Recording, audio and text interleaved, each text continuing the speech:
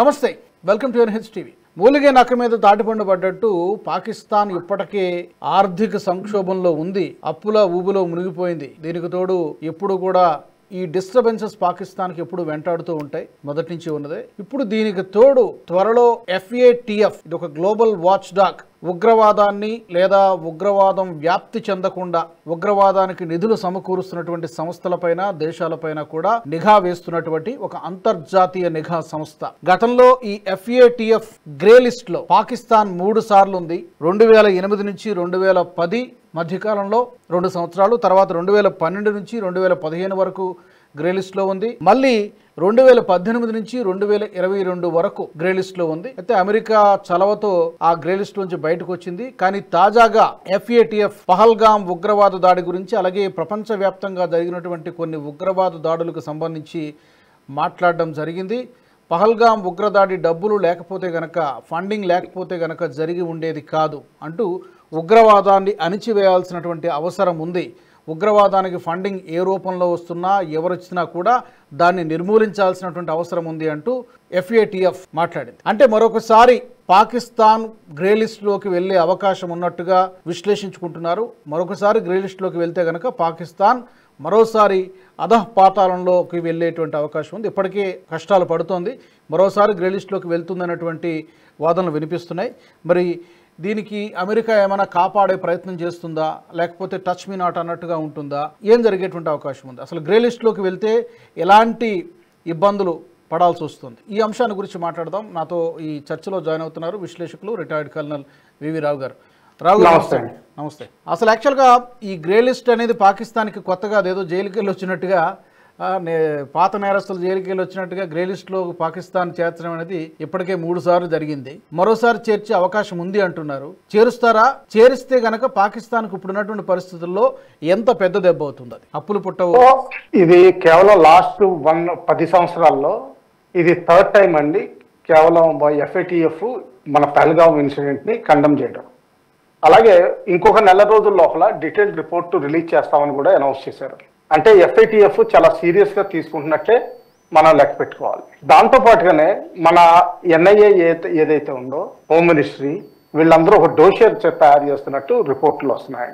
ఆ డోషర్ పగడ్బందీగా తయారు చేసి మన FATFకి ఇవ్వగలిగితే తప్పనిసరిగా మళ్ళా గ్రే లిస్ట్ లో జాయిన్ చేసే అవకాశం ఉందండి. కేవలం గ్రే లిస్టే కాదు, దాన్ని బ్లాక్ లిస్ట్ లో జాయిన్ చేయాల్సిన అవసరం ఉంది. గ్రే లిస్ట్ అంటే ఓన్లీ ఫండింగ్ చేసిన దాన్ని అబ్జర్వేషన్ చేస్తారు. అంటే ఏంటంటే వీటిలో దాదాపు మనకి పాకిస్తాన్ ఆధారపడే world bank, IMF, Asian development bank, ఇవన్నీ అబ్జర్వర్ స్టేటస్ తోటి FATF లో భాగంగా ఉన్నాయి. సో ఏంటంటే గ్రే దాంట్లో ఇప్పటికే ఫండింగ్ మీద తేడా వస్తుంది. ఎందుకంటే వాళ్ళ ఇమేజ్ పోతుంది. తర్వాత యాక్చువల్ ఫండ్స్ కన్సిడర్ చేసినప్పుడు మానిటర్ చేయడం జరుగుతుంది, ఏ విధంగా ఎండ్ యూజ్ చేస్తున్నారు అన్నది. అలాగే ఫండ్స్ తగ్గిపోయే అవకాశం ఉంది, ఎందుకంటే క్రెడిట్ రేటింగ్ తగ్గిపోతుంది, ఇది రాంగ్ పర్పస్ కి వెళ్ళిపోతుంది అన్నట్టుగా. కానీ బ్లాక్ లిస్ట్ లోకి వెళ్తే అది డైరెక్ట్లీ యాక్షన్ కి తీయాల్సి ఉంటుందని. బ్లాక్ లిస్ట్ లో ఇప్పటికైతే 3 దేశాలు మాత్రమే ఉన్నట్టున్నాయి కదా. ఇరాన్ ఉంది అండ్ మయన్మార్ ఉంది. నేను అనుకోవడం సిరియా ఉందని.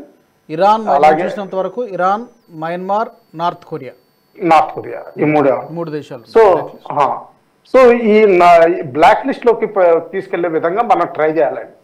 దీనికి యాక్చువల్గా ఏంటంటే ఇప్పటి వరకు మన ఇండియన్ గవర్నమెంట్ సిస్టంలో legal framework pursuit of this terrorist actions ని లీగల్ గా ఫిక్స్ చేయడంలో, ఫైల్ తయారు చేయడం, డోషర్ తయారు చేయడంలో కొంచెం జాప్యం, అంటే కొంచెం క్యాజువల్ గానే చేయడం జరిగేది. అలాగే MHA కూడా ఆర్గనైజేషన్స్ బ్యాన్ చేయడంలో, నిజంగా పాకిస్తాన్లో ఉన్న టెర్రరిస్ట్ ఆర్గనైజేషన్స్ అన్ని నిజంగా బ్యాన్ అయినాయా లేదా అన్నది మనం చూసుకోవాలి. అలాగే టైం టు టైం వాటిని ఎక్స్టెండ్ చేస్తూ ఉండాలి. ఎందుకంటే జనరల్గా బ్యాన్స్ కూడా 1 or 2 yearsకే చేస్తారు. సో దీనికి ఎక్స్టెన్షన్ చేస్తూ ఉండాలి. సో ఈ విధంగా ఏంటంటే మనం లీగల్గా చాలా ప్రొసీడ్ అవ్వడానికి correct filing of systems, FIRs, తర్వాత వీటి మీద రిపోర్ట్స్, ఇంటెలిజెన్స్ రిపోర్ట్స్ దగ్గర నుంచి, అంటే ఇంటెలిజెన్స్ రిపోర్ట్స్లో human electronic intelligence, photographic intelligence, casualties, తర్వాత దానికి అయిన ఫుల్ సిస్టమ్, ఎవరైతే టెర్రరిస్టులు, ఇప్పుడు మనకి పహల్గాం టెర్రరిస్ట్ దాడి చేసిన టెర్రరిస్టులో 3 డీటెయిల్స్ దొరికినాయండి. అందులో 2 పాకిస్తాన్ స్పెషల్ సర్వీసెస్ గ్రూప్ అని చెప్పి క్లారిటీ తోటి ఉంది.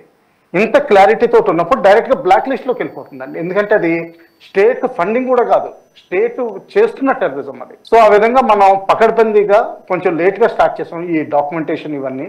ఎన్ఐఏ ఎప్పుడైతే మొదలైందో అంతకుముందు నేషనల్ సెక్యూరిటీ కౌన్సిల్ సెక్రటేరియట్ చేసేది ఇది. ఇప్పుడు కొంచెం రీసెర్చ్ చేయడం ఇవన్నీ కూడా జరుగుతున్నాయి. కానీ ఇంకొంచెం కూడా చేయాల్సింది ఉందండి. ఏంటంటే అది మనకి స్టడీ గ్రూప్స్ తక్కువ ఉన్నాయండి. కేవలం అవి ఉన్నాయి కూడా ఢిల్లీలోనే కేంద్రీకృతమైన ఉన్నాయి. ఇలాగే బాంబేలోను, ఒకటి మన హైదరాబాద్ లోను, బెంగళూరులోను, ఎస్పెషల్లీ రీజనల్ గ్రూప్స్ ఏవైతే స్టేట్ గ్రూప్స్ ఏవైతే ఉన్నాయో అక్కడ ఒక సెంటర్ కింద పెట్టి వీటిని చేయాల్సిన అవసరం ఉంది. ఎస్, కొంతవరకు స్టేట్ ఇంటెలిజెన్స్ షేరింగ్ గ్రూప్స్ ఉన్నాయి, కానీ ఇటువంటి రీసెర్చ్ చేసే స్టడీ గ్రూప్స్ కూడా మనం తయారు చేయాల్సింది ఉంది. ఇంకోటి చూడాల్సింది ఏంటంటే మనం కరెక్ట్ గా ఇప్పుడు ఖలిస్తాన్ టెర్రరిజాన్ని ప్రోత్సహించడానికి పాకిస్తాన్ లో ఉన్న ఖలిస్తానీ సపోర్టర్స్ ఐఎస్ఐ నుంచి ఫండ్స్ తీసుకుంటా అటు కెనడాని సపోర్ట్ చేస్తున్నారు. అలాగే ఇండియాలో టెర్రరిజం ప్రోత్సహించడానికి డైరెక్ట్ గా వెపన్స్ ఇవన్నీ తక్కువ చేసినా కానీ డ్రగ్స్ స్మగ్లింగ్ చేస్తున్నారు. ఇవన్నీ డ్రోన్స్ ద్వారా small 5 kgs 6 up to 10 kgs drones వరకు, డ్రోన్ క్యారింగ్ కెపాసిటీ వరకు వాడి వాటిని అమృత్సర్ బోర్డర్ లోను, తర్వాత Amritsar south especially northern borders లో ఏంటంటే అక్కడ 3 నదులు పాకిస్తాన్ లోకి వెళ్తాయండి. సో ఏంటంటే రివరైన్ టెరైన్ కాబట్టి స్మగ్లింగ్ చేయడం కొంచెం ఈజీ అవుతుంది. తర్వాత దాన్ని డిస్ట్రిబ్యూట్ చేయడం కూడా ఈజీ అవుతుంది. అలాగే ఫండ్స్, దాన్ని డ్రగ్ ఫండ్స్ తయారు చేసి దాన్ని టెర్రరిజానికి, JNK terrorism as well as Khalistani terrorism కి వాడడం జరుగుతుంది. అలాగే కొన్ని పిఎఫ్ఐ ఇటువంటి ఆర్గనైజేషన్స్ ఉన్నాయండి. సిమి ఏదైతే పిఎఫ్ఐ కింద ట్రాన్స్ఫార్మ్ అయిందో వీళ్ళకి కూడా ఫండింగ్ చేసే అవకాశం ఉంది. పిఎఫ్ఐ బ్యాన్ అయింది కదా? బ్యాన్ అయిందండి. కాకపోతే మొత్తం క్యాడర్స్ అందరినీ మనం అరెస్ట్ చేసి జైల్లో పెట్టలేదు కదా. సో వాళ్ళు ఏంటంటే అండర్ గ్రౌండ్ కింద, దీన్ని అండర్ గ్రౌండ్ ఓవర్ గ్రౌండ్ కింద చూడాలండి. ఓవర్ గ్రౌండ్ లో బ్యాన్ అయిపోయింది, కానీ అండర్ గ్రౌండ్ లో ఈ ఆర్గనైజేషన్ పనిచేస్తూనే ఉంటుంది. అవును, పొలిటికల్ వింగ్ యాక్టివ్ గానే ఉంది, ఎస్డిపిఐ యాక్టివ్ గానే ఉంది. ఎగ్జాక్ట్లీ. తర్వాత వాళ్ళు వెస్ట్ బెంగాల్ లో కూడా చాలా ఇన్రూట్స్ చేయాలని చూస్తున్నారు. అలాగే బంగ్లాదేశ్ నుంచి కూడా సపోర్ట్ తీసుకోవాలని చాలా రిపోర్ట్స్ వచ్చినాయి. బంగ్లాదేశ్ లో ఉన్న ఫండమెంటలిస్ట్ గ్రూప్స్ తోటి లింక్స్ పెట్టుకోవాలని వచ్చినాయి. సో వీటిని ఏంటంటే రీసెర్చ్ పరంగా కూడా మనం కొంచెం ఎక్కువ చేయాలండి దీన్ని. ఎస్పెషల్లీ ఇప్పుడు 9/11 తర్వాత చూస్తే అమెరికా చాలా కాంప్లికేటెడ్ ఫుల్ ఫ్లెడ్జ్డ్ డోషెస్ తయారు చేసి డిస్ట్రిబ్యూట్ చేసిందండి. అది పబ్లిక్ రిలీజ్ చేసేసింది. ఆ విధంగా ఏవో కొన్ని కాన్ఫిడెన్షియల్ డాక్యుమెంట్స్ తప్పితే మిగతా అన్ని పబ్లిక్ డొమైన్ లో ఉన్నాయి. మన ఇండియాలో ఏంటంటే ఇవన్నీ డీక్లాసిఫై చేయడం కూడా చాలా లేట్ గా చేస్తారండి. అది ఏంటంటే రీసెర్చ్ ఇన్స్టిట్యూషన్స్ కి బాగా పనికి వస్తుంది. SITP.org ఇటువంటివి ఉన్నాయండి, కొన్ని ఆర్గనైజేషన్స్ ఉన్నాయి, కానీ ఇవన్నీ ప్యూర్లీ ఢిల్లీ బేస్డ్ ఉన్నాయి. అలా కాకుండా యూనివర్సిటీస్ లో ఎస్పెషల్లీ ఇప్పుడు బెంగళూరు కానీ హైదరాబాద్ కానీ సెంట్రల్ యూనివర్సిటీస్ ఉన్నాయండి. ఆ సెంట్రల్ యూనివర్సిటీస్ లో ఒక సబ్జెక్ట్ కింద పెట్టి టెర్రరిజం అంటే కౌంటర్ టెర్రరిజం లీగల్ ఫ్రేమ్వర్క్ కింద, అలాగే కొన్ని కోర్సులు కూడా ఇంట్రడ్యూస్ చేయాల్సి ఉందండి. ఇప్పుడు AML ఉందండి. AML అంటే యాంటీ మనీ లాండరింగ్ అని. పెద్ద పెద్ద బ్యాంకులు హెడ్ క్వార్టర్స్ లో యాంటీ మనీ లాండరింగ్ అన్న వాళ్ళు స్పెషలిస్టులు ఉంటారు. వాళ్ళు వేరియస్ ఫారిన్ ట్రాన్సాక్షన్స్ అబ్జర్వ్ చేస్తూ ఉంటారు, ఏది మనీ లాండరింగ్ జరుగుతుంది అన్నది. ఇదేంటంటే కొంచెం కన్ఫ్యూజింగ్ గా వస్తుంది, ఎందుకంటే ఇండస్ట్రియల్ ఇన్వెస్ట్మెంట్ కింద వస్తుంది, లేకపోతే NGOs కి స్పాన్సర్షిప్ కింద వస్తుంది. ఇప్పటికే MHA చాలా వరకు టైటన్ చేసిందండి. ఎందుకంటే ఇప్పుడు NGOs అన్ని ఢిల్లీలో ఓన్లీ 1 బ్రాంచ్ SBI లో అకౌంట్ ఓపెన్ చేసి అక్కడి నుంచే ఫారెన్ ఫండ్స్ అన్ని రిసీవ్ చేసుకోవచ్చు. ఈ విధంగా దాదాపు 1-2 లక్షల NGOs క్లోజ్ అయిపోయినాయి అంతకుముందు ఉండేవి. సో చాలా రకాల, ఇప్పుడు ప్రధానంగా పాకిస్తాన్ మీద ఉన్నటువంటి ఆరోపణ ఏంటంటే తనకు వచ్చేటువంటి ఆర్థిక వనరులను కానీ అప్పులను కానీ IMF నుంచి, వరల్డ్ బ్యాంక్ నుంచి ఎక్కడ వచ్చినవన్నీ కూడా ఉగ్రవాద సంస్థలకి సపోర్ట్ చేస్తోంది అనేటువంటిది ప్రధానమైనటువంటి ఆరోపణ. అయితే తాజాగా ఉన్నటువంటి పరిస్థితులను చూస్తుంటే Asim Munir, army chief, field marshal పాకిస్తాన్కి అమెరికాలో వెళ్ళి 5 రోజుల పర్యటనలో ఉన్నాడు. వైట్ హౌస్లో వెళ్ళి ఈ లంచ్ కూడా ఇన్వైట్ చేశాడు. గతంలో కూడా అమెరికా సపోర్ట్ చేసింది ఇండైరెక్ట్లీ, కాబట్టే బయటకు రాగలిగింది అని అంటున్నారు. FATFలో ప్రధానమైనటువంటి సభ్య దేశాలు ఏమున్నాయి? అమెరికా ఈసారి ఏమైనా పాకిస్తాన్ని కాపాడగలుగుతుందా?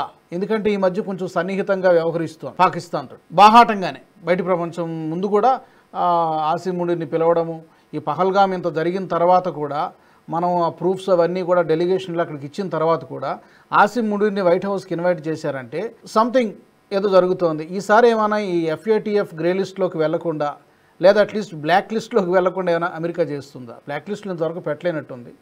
ఏం జరిగే అవకాశం?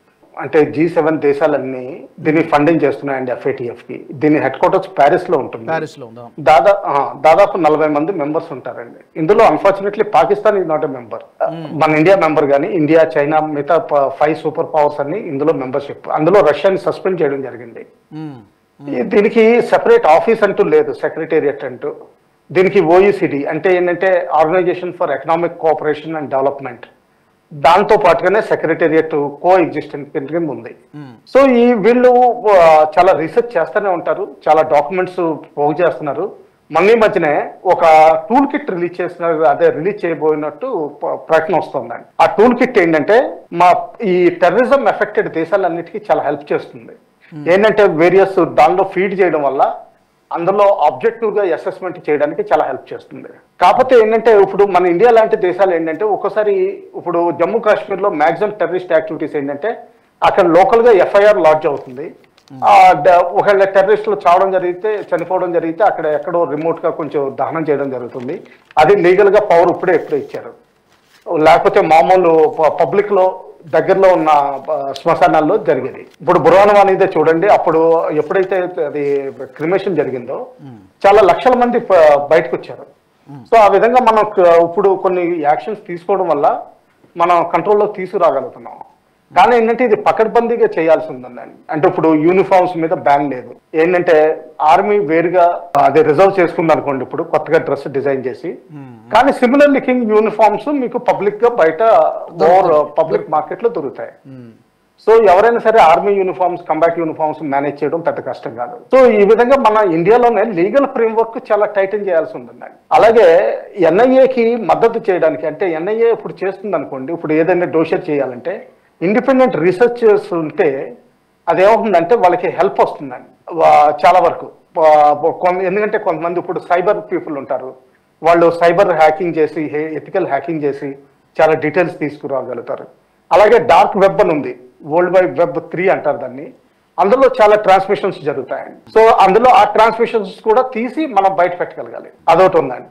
ఇప్పుడు అమెరికా ప్రోదల్పంతో పాకిస్తాన్ ఒక క్రిప్టో ఆర్గనైజేషన్ క్రియేట్ చేసింది. అంటే ఏంటంటే ఫ్యూచర్ లో ఈ క్రిప్టో ఫండ్స్ ద్వారా ఫైనాన్స్ చేసే అవకాశం కూడా చాలా ఉంది, ఎస్పెషల్లీ ఇంటర్నేషనల్ కోఆపరేషన్ తోటి. యాక్చువల్ గా దాని మీద చాలా చర్చ జరుగుతుంది రావు గారు. యాక్చువల్ గా ట్రంప్ కి సంబంధించినటువంటి కంపెనీ ఏదో ఒకటి ఉంది, దానికి ఇప్పుడు పాకిస్తాన్ ఏదో దాంట్లో కొంత ఇన్వెస్ట్ చేసింది. అందుకనే ఈ మధ్యకాలంలో ఒక 12-17 దేశాలని వీసాలు బ్యాన్ చేసినా కూడా పాకిస్తాన్ అందులో పాకిస్తాన్ పెట్టదు. It's not surprising.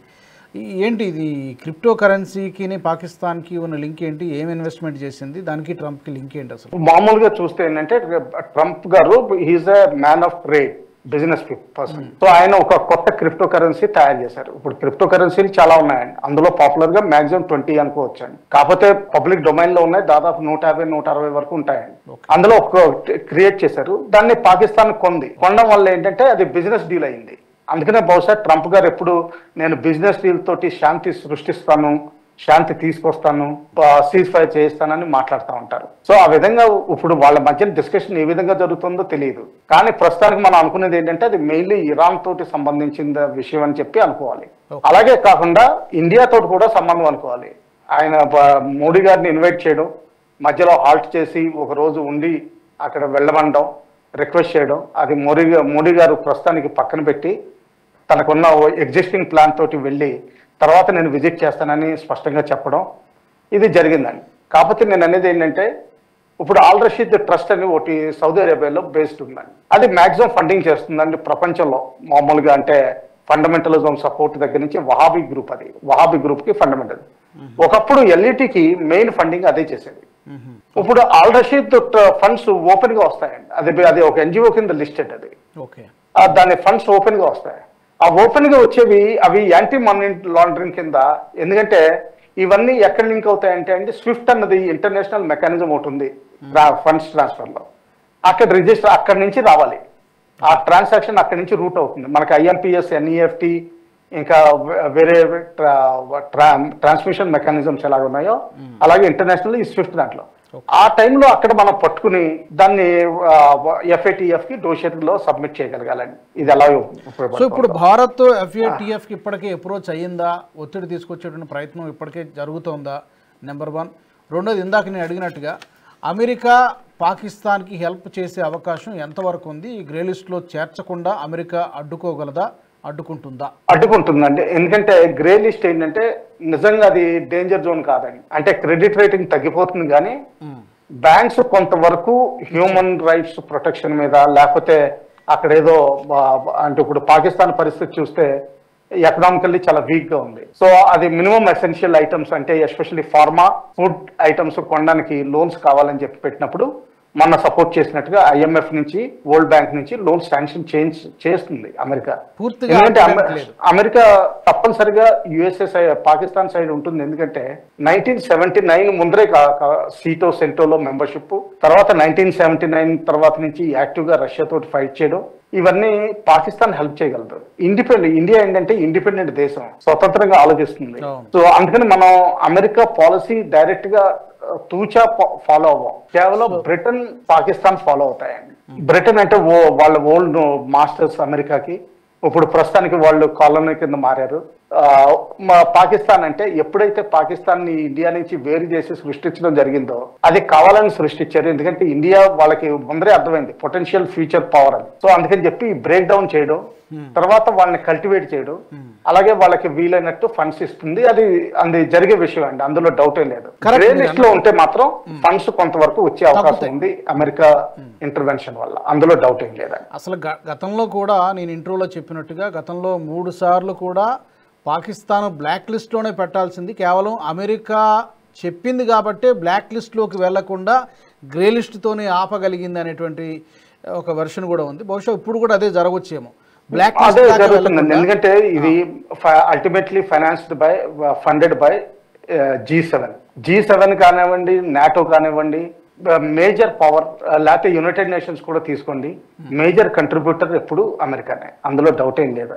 సో లేకపోతే ఇంటర్నేషనల్ ఆర్గనైజేషన్స్, వరల్డ్ బ్యాంక్ కానీ ఇంటర్నేషనల్ మానిటరీ ఫండ్ కూడా దాదాపు అమెరికన్ ఫండింగ్ మీద నడుస్తున్నాయి. సో ఆ విధంగా వాళ్ళు డిక్టేట్ చేయగలుగుతారండి, అందులో సందేహమే లేదు.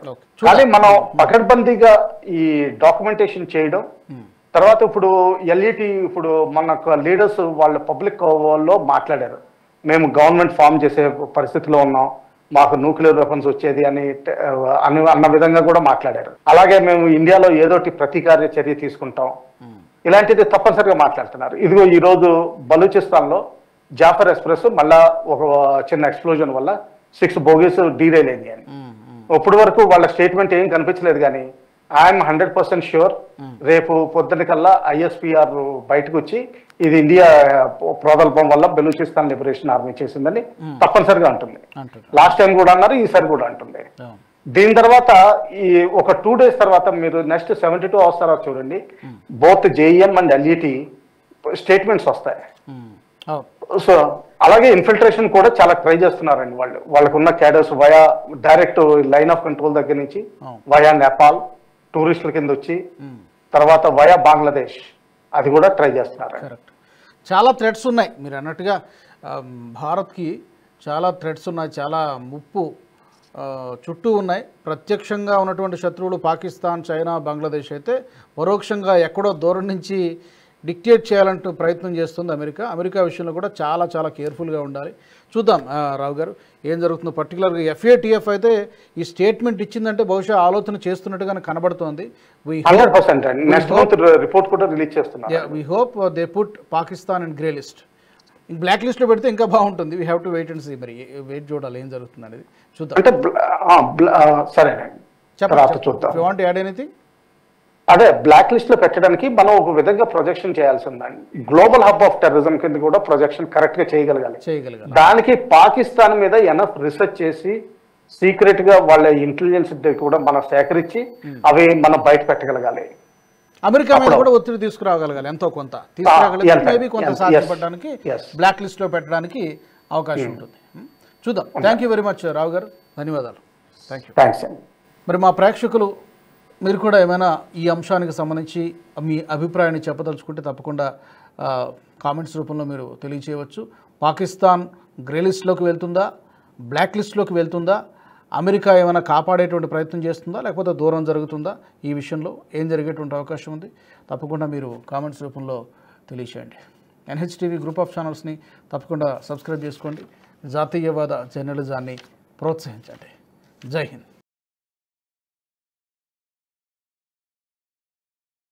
ఈ వీడియో మీకు నచ్చినట్టయితే లైక్ చేయండి, 10 మందికి షేర్ చేయండి. అలాగే కామెంట్ల రూపంలో మీ అభిప్రాయాలను మాతో పంచుకోండి. Nationalist hub group of channels ను సబ్స్క్రైబ్ చేసుకుని తెలుగునాట జాతీయవాద జర్నలిజాన్ని ప్రోత్సహించండి. ఈ వీడియో కింద ఉన్న బెల్ ఐకాన్ పై క్లిక్ చేయడం మర్చిపోవద్దు.